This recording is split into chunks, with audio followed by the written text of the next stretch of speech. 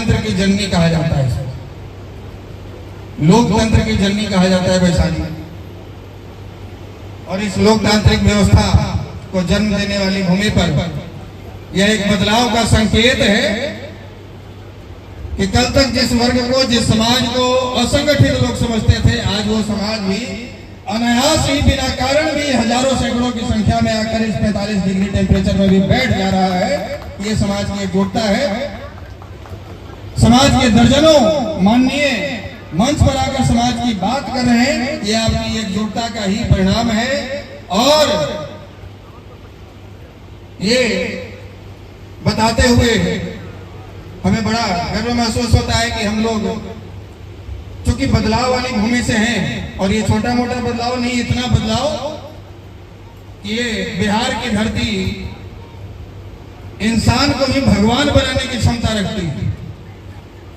आप गया का ले लें उदाहरण, पूरे विश्व में ज्ञान की प्राप्ति के लिए सिद्धार्थ घूमे,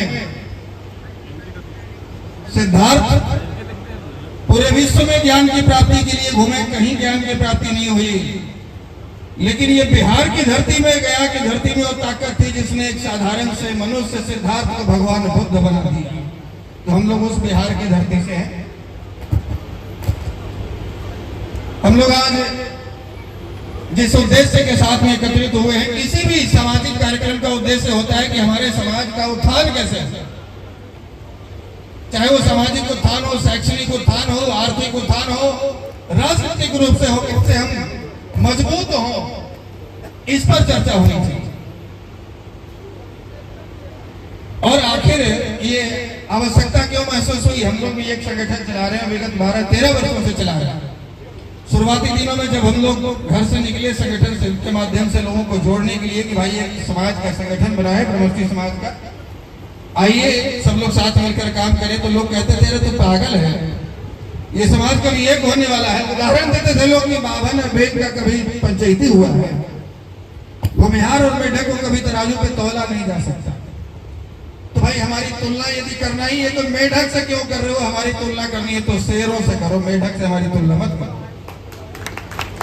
1000 मेढक लाओ, जनेऊ खोल के सबका पैर बांध के उस धागे में तराजू पर तौल देंगे, लेकिन एक जिंदा शेर को तराजू पर नहीं तौल सकते। ब्रह्मस्थी जिंदा शेर,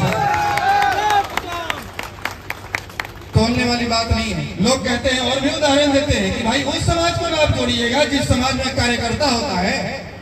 आपके समाज में तो हर घर में नेता है, जोड़िएगा कैसे आप? ये तो और अच्छी बात है। कार्यकर्ता जुड़ता है तो अकेले जुड़ता है, नेता जुड़ता है तो पूरे काफिले के साथ जुड़ता है, ये तो अच्छी बात है। और नेतृत्व क्षमता कोई बाजार में मिलने वाली चीज नहीं है, वो हमारे जीन में है, वो हमारे ब्लड में है। वो हमने संस्कार में सीखा है कि नेतृत्व कैसे किया जाता है।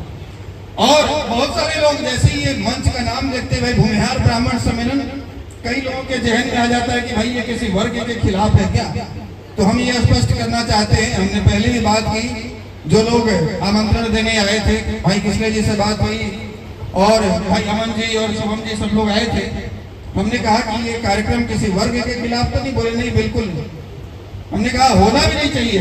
ये ऊपर में जितनी तस्वीरें आप देख रहे हैं श्री बाबू की, बाबू लंगट सिंह जी की या बैकुंठ शुक्ल जी की, जितनी भी तस्वीरें आप देख रहे हैं, इन्होंने प्रत्येक वर्ग के उत्थान के लिए, चाहे वो दलित हो, पिछड़ा हो या अल्पसंख्यक हो, केवल अपना नहीं प्रत्येक वर्ग के उत्थान के लिए अपना पूरा जीवन कुर्बान कर दिया। और हम उनके अनुयायी किसी वर्ग का बुरा सोच ही नहीं सकते, उनका बुरा सोचने वाले लोग। तो हमने अपने पूर्वजों से ये संस्कार पाया है कि सबको साथ लेकर चले। लेकिन शुरुआत यदि इस मंच के नाम से या इस सम्मेलन के माध्यम से हो रही, तो इसके पीछे उद्देश्य है कि भैया लोग ये सवाल करते हैं कि जब सबको साथ लेकर चल रहा है तो फिर ये भूमिहार ब्राह्मण महासम्मेलन क्यों? तो कारण ये है कि अभी हमारा घर एकत्रित नहीं, हम पूरे गांव और जिला एक करने का ठेका नहीं ले सकते। पहले घर एक कर ले, उसके बाद गांव एक करेंगे, उसके बाद जिला एक करेंगे। तो घर से शुरुआत की है।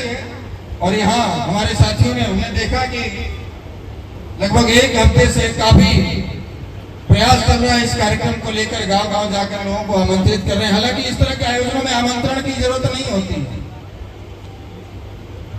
इस तरह के आयोजन में आमंत्रण की जरूरत नहीं होनी चाहिए। और बहुत सारे लोग हैं जहां मेरी आवाज पहुंच रही होगी, हम जान रहे हैं कि जिस क्षेत्र में ये कार्यक्रम हो रहा है, यहाँ यदि कोई पत्थर उठाकर मारिएगा तो किसी न किसी ब्रह्मर्षि के ऊपर ही गिरेगा। इतनी संख्या में इस क्षेत्र में ब्रह्मर्षि हैं। बावजूद इसके ये कार्यक्रम में कुर्सियां खाली है तो वो लोग आमंत्रण का इंतजार कर रहे होंगे। लेकिन ये भाई कोई किसले जी का या अमन जी का बेटा का शादी नहीं था जो आपको आमंत्रण चाहिए। जंगे मैदान में बुलावे नहीं भेजे जाते, स्वयं ही चले आते हैं लोग। तो ये समाज के अस्तित्व की लड़ाई है, यहाँ आमंत्रण का इंतजार नहीं करना चाहिए। आपको जानकारी मिले कि इस तरह का आयोजन हो रहा है। आप हो सकता है किसी दल से बंधे हो। ये बहुत खुशी की बात है कि मंच पे हम देख रहे हैं सभी दल से हमारे माननीय पहुंचे हैं और ये बहुत अच्छी बात है। भाई समय के हिसाब से हम अपनी पार्टी बदल सकते हैं, लेकिन समय के हिसाब से अपनी जाति नहीं बदल सकते हैं। पहले मेरी जाति है, उसके बाद मेरी पार्टी। तो हमारे समाज में यदि हमारा पकड़ है, समाज के लोग यदि हमारे साथ हैं, तो पार्टियों में भी हमारी पूछ है, पार्टी भी हमारी इज्जत करेगी। तो ये और विगत 30-40 वर्षों कभी इसके पहले 10-12 वर्ष पहले की बात यदि करें तो ये समाज को कभी ये जरूरत महसूस नहीं हुई कि हम इस तरह का सम्मेलन करें। हम भी भूमिहार ब्राह्मण या ब्रह्मर्षि लिखकर कोई सम्मेलन करें, ऐसी आवश्यकता महसूस नहीं हुई। हो सकता है पहले लोग उस तरह की स्थिति में ना हो, लेकिन आज की वर्तमान स्थिति है, हम भी लगभग 4000 से अधिक गांव का दौरा किए और ये ब्रह्मर्षि समाज के गांव का दौरा किए। 4000 गांव घूमने के बाद ये समझ में आया कि सरकार ने जो एक पैमाना तय किया है किसान और मजदूर का, यदि आपके हिस्से में 1.5 एकड़ जमीन नहीं पड़ती है तो आप मजदूर की श्रेणी में आते हैं, और 1.5 एकड़ से अधिक जमीन है तो आप किसान की श्रेणी में आते हैं। आप अपने गांव का उदाहरण लेकर देखिए, सैकड़ों गांव में यहाँ लोग पहुंचे हैं। आपके गांव में कितने ऐसे घर हैं जिनके प्रत्येक बेटे पर 1.5 एकड़ हिस्सा जमीन पड़ता है। हमने जो सर्वे किया है वो धरातल पे किया है, हेलीकॉप्टर से घूम के नहीं। 70-80% आबादी आपकी मजदूरों की श्रेणी में। नौकरी के नाम पर आपके पास दिल्ली, बॉम्बे, सूरत में सिक्योरिटी गार्ड, पेट्रोल पंप पर नोजल मैन, इसके अलावा दूसरा कोई नौकरी नहीं बचा है। हमारी बात पर भरोसा नहीं है तो कोई सिक्योरिटी गार्ड के ऑफिस में जाइए और रजिस्टर उठाकर देखिए, हर नाम के आगे सिंह, शर्मा, तिवारी, मिश्रा लिखा हुआ आपको मिल जाएगा। तो ये आर्थिक स्थिति हमारी, आर्थिक स्थिति ऐसी हुई। सामाजिक स्थिति ये हुई कि जिस वर्ग ने स्कूल बनाने के लिए, कॉलेज बनाने के लिए, हॉस्पिटल बनाने के लिए विनोबा भावे जी के मुहिम भूदान के तहत गरीब दलितों को बसाने के लिए इस बिहार, झारखंड और उत्तर प्रदेश में 33 लाख एकड़ जमीनें दान में दे दी, उस वर्ग को आज शोषक और सामंती कहा जा रहा है।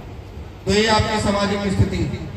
राजनीतिक स्थिति कि आज के 40 वर्ष 50 वर्ष पहले यदि आप देखें डाटा उठाकर तो आपके वर्ग के 50-52 विधायक हुआ करते थे। ब्राह्मण वर्ग से 24, 25, 30 विधायक हुआ करते थे। और आज आपकी स्थिति भूमिहार वर्ग से 21 और ब्राह्मण वर्ग से 10-11 बच गए विधानसभा। हर 5 साल के बाद 15-20% आपकी भागीदारी विधानसभा में घट रही है। तो राजनीतिक रूप से भी आप कमजोर हुए। शिक्षा के प्रति आपका रुझान घटा है तो शैक्षणिक रूप से भी आप कमजोर हुए। तो सामाजिक रूप से, शैक्षणिक रूप से, राजनीतिक रूप से, आर्थिक रूप से, हर तरीके से आप कमजोर हुए हैं, फिर भी आप समझने को तैयार नहीं है।